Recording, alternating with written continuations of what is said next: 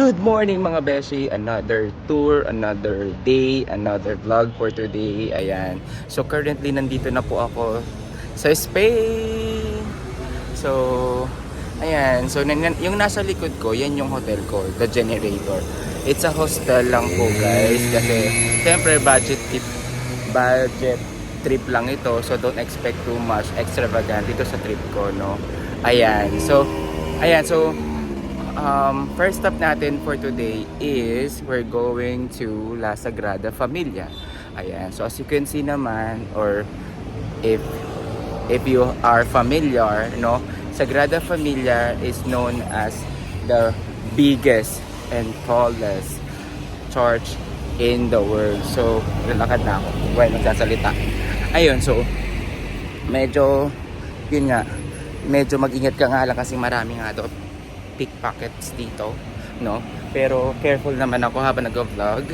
Ayan. So, ganyan ko kamahal ang mga viewers ko. Nag-take tayo ng risk. Hindi lang tayo sa pag-ibig nag-take ng risk. Charang.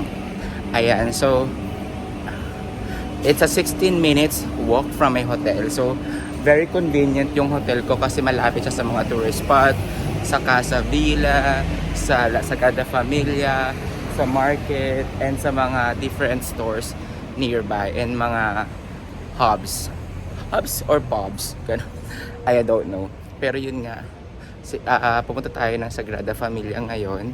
So samahan nyo ako maglakad kahit napakainit. Let's go! So guys, natatanaw ko na ang familia sa ayun guys, so yan ang Sagrada Familia. Let's go!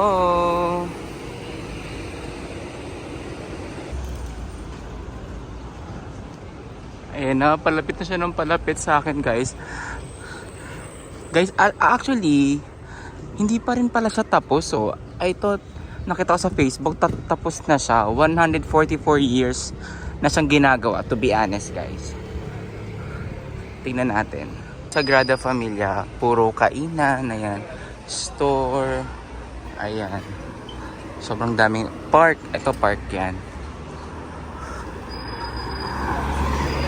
Ito, Starbucks. Sakita na tayo Starbucks.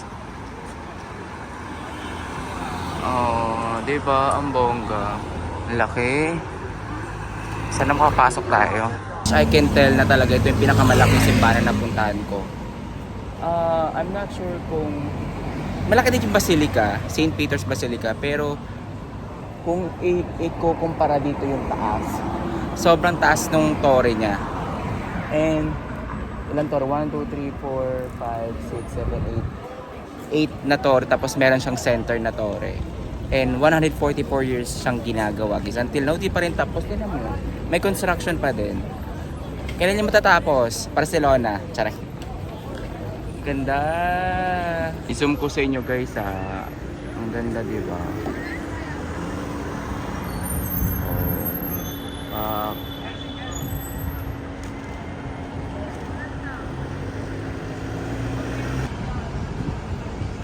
And so try natin pumasok mga besh.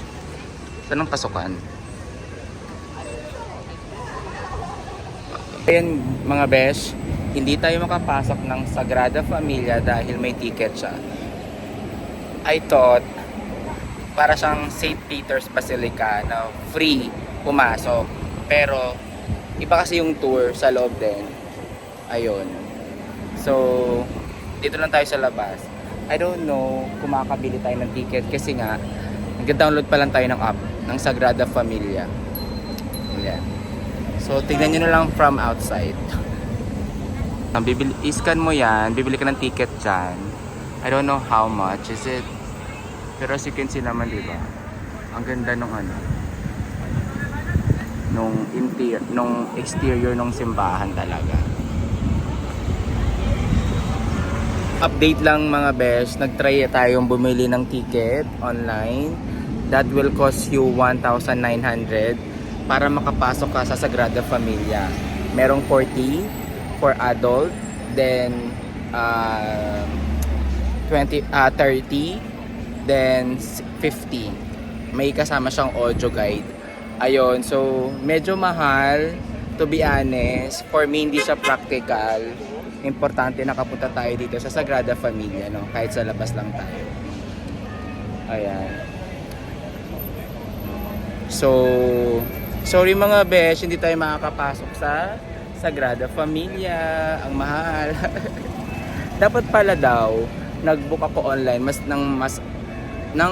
mas maaga para mas mura. Hindi ko naman naisip na ganun.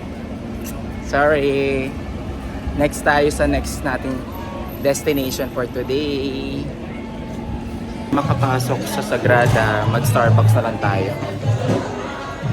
Grabe pa. Oh, diba? Ang ganda ng Starbucks dito.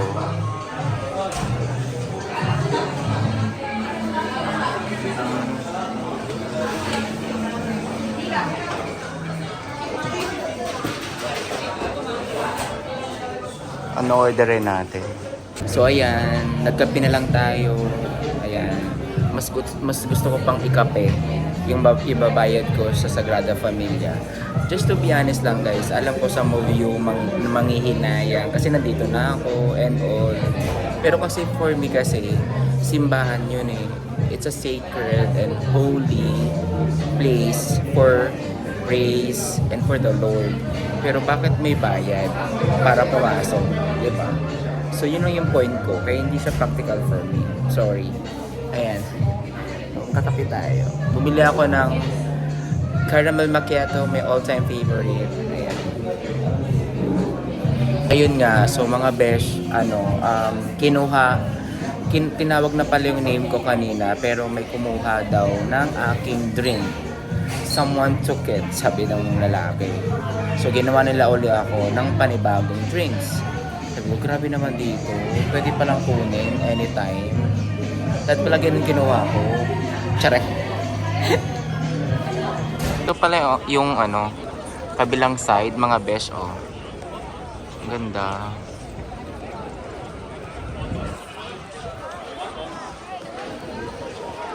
Tapos may gallery. Ayan. Pero I think meron pa rin tickets.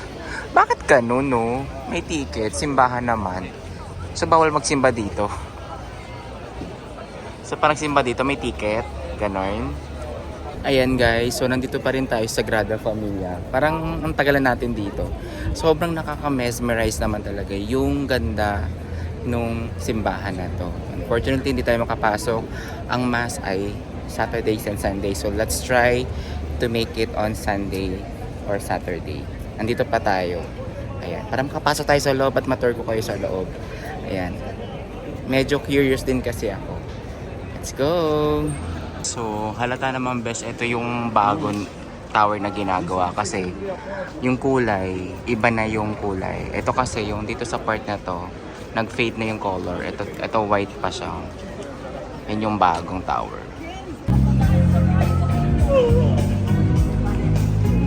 So, nasa park tayo mga best. Papalipas oras dito. Parang nakakatamad kasing gumala ng malayo ngayon. Ganda ng boses ni ate.